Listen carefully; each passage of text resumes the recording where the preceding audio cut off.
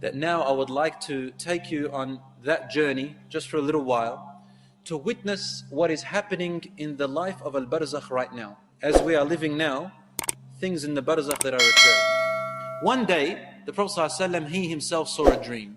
And when the Prophet see a dream, it's absolutely true from Allah subhanahu wa ta'ala. No doubt. They either see from Allah or nothing. Different to us. And he said, Atani atini layla. Last night, someone came to me in my dreams, meaning angels.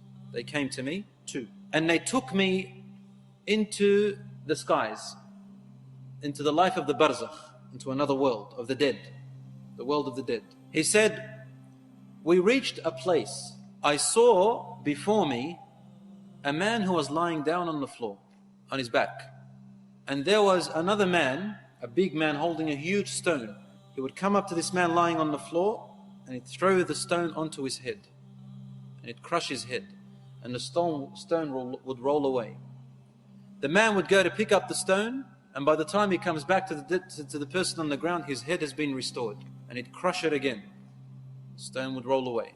And he'd keep doing that over and over. So I asked them, who is this man on the floor, and why is that other man doing this to him? They said to me, move on, move on. Don't ask questions, keep going. He said, then we moved on. Then we passed by a man who had a hook, a brass hook in the front of his hands. Or actually a man who was sitting down. And there was another man behind him who had a brass hook. And he would place the hook on the front of his face from his mouth. And he would rip his mouth and eyes and half of the face to his ear. Then he would come to the other side of his face and rip his other side of his face to the other ear. When he'd go to the other side, the first side is restored. Then he'd do the same to the restored side, and then the other side is restored. And then he'd do it again. And he'd keep on doing that over and over again. Prophet ﷺ asked, who is this person and why is that other man doing this to him? They said, move on, move on. He said, I reached a man who was swimming in a lake which looked like blood. And there was another man on the edge. He had stones in his hands. The man would swim to the other man. The other man would put stones into his mouth and he would have to swallow them and carry them across. And he would bring them out on the other side and he would come back, swim back, take another stone, put it on the other side and continuously do that. He said, why is this man doing this and who is the other man? He said, move on. They said, move on, move on. He said, we reached a place. He said, I saw men and women who were naked inside of what looked like a tannoor. Tannoor is like, in the olden days, this oven. They used to use these ovens to bake in their bread and stuff. Tannoor is very deep and hollow, and it has fire underneath it, very hot in there. He said, I saw men and women in a huge tannoor, huge, as much as the eye could see. And they were hanging in there, and the fire would burn from underneath and burn them, and they would all scream, and the fire would come back. Then it would burn them, and they'd all scream and come back. He said, who are these people and why is this happening to them? They said, move on, move on. He said, I reached and saw a man so tall that I could look up and could barely see his face. But he was beautiful. He had a white beard. And around him were children. Lots and lots of children. In a beautiful garden. He said, who is this and who are these children? They said, move on, move on. He said, we moved on. And I saw a group of people, a group of men and women, people. One side of their body, of their face, was the most handsomest and beautiful that I've ever seen. And the other side of their face and body was the most gruesome and ugliest I've ever seen.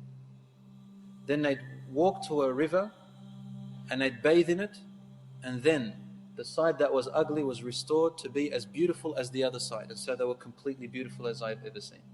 I asked, who are these people and why is this happening to them? The angel said, move on, move on. He said, I came to a man, this big man, and his face was the most hideous and ugliest I have ever laid eyes on. And he didn't smile. I asked, who is this person? And they said, move on, move on. Finally, as the dream was almost over, I turned to my companions and I said, this night I have seen many strange things. Can you explain them to me? And they told him, the first person that was having a man crushing his head is either, we don't know the exact tafsir here, either an example or it is real. Nevertheless, this is what will happen or what it is happening to the person who dies before the Day of Judgment. He said that was a man who used to deliberately sleep past his duties, his prayers. يَتَثَاقَ رَأْسُهُ عَنَ الصَّلَاةِ. His head is too heavy to get up for his prayers. And so he is being punished like this until the Day of Judgment. The second person who were having hooks ripping their sides of their faces to their ears said these are the people who used to spread lies about other people. Walk out of their home and spread lies about this person, that person, rumors, lies. And they'd carry on information without making sure if it's true, and they carry it about the other people, ruining their lives and their reputations. Namima. It's called namima. Yamshi bin namima. Walking in rumors and gossiping about other people. So it's being ripped. This is punishment till the Day of Judgment. The third person who was swimming and having these stones, he said, ذَلِكَ آكِلُ الرِّبَى. He is the person who consumes interest, riba, usury. Yani he is not in need. It's not a necessity for them to consume riba or to take it or to give it, and they did it. So they are being punished this way until the Day of Judgment. What's going to happen is going to be worse. He said the people that were in the tanur, in that big huge oven underneath and screaming from the heat, were the adulterers and adulteresses, fornicators and fornicatresses of this ummah, of this nation.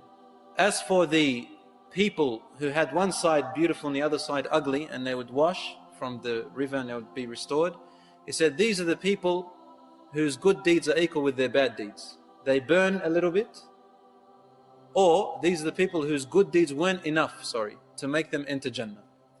So they have burnt for their bad deeds, and then they are saved from the fire, or they will be saved from the fire, and they will cleanse themselves from this river in Jannah, and they'll be restored. As for the tall man that you saw with children around him, that is Prophet Ibrahim alayhi salam. And those children are the children of believers and non-believers who died before the age in which the sayyi'at are placed upon them, for the age of maturity.